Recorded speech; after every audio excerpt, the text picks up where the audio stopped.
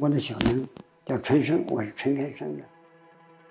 其实我的人生方向整体来说已经定了，母亲给我定了，跟着国民党的军队走。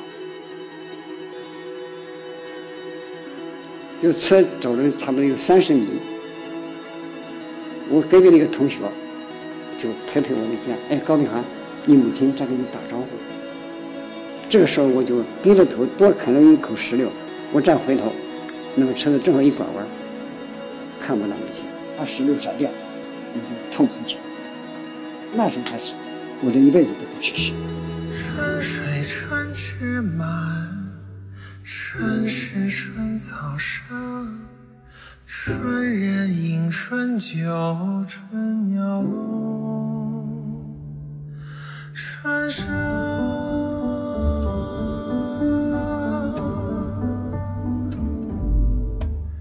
逃难的时候，我的腿烫伤，肿得跟个冬瓜一样，没有吃，没有喝，也没有治疗，常有一直跟着我。凌晨天还不亮，到了海滩，那个登陆艇停到靠近海边，人就一窝蜂地往上冲。哎呀，兵败如山倒，20几万人，2条船，一条船最多装1万人，这么起到下边就沉下来，都沉死了。我的鞋子都踩掉了，打了赤脚，没有走路，踩着死人做的桥，就推就上去了。让我再看你一遍，从南到北，像是被五环路蒙住的双眼。那个船闸门关的时候，关不上，都是人，都挤，有的头进来，身子掉到海里边，有的手臂进来，登陆艇要离开了，没上船的人就用机枪咔咔往船上打，恨。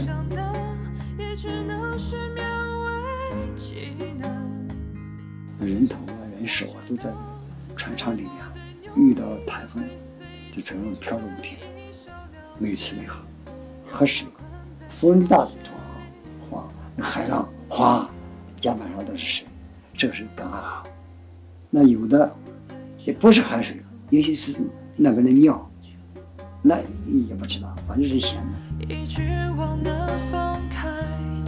到了高雄，他怕这个船上的军人叛变，就交枪，空手下船。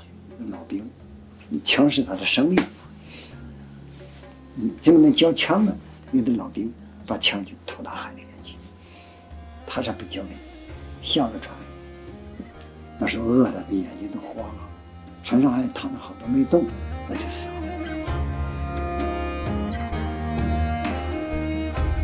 高雄是个港口，逃难的船，一批难民军人往来，满街都是人。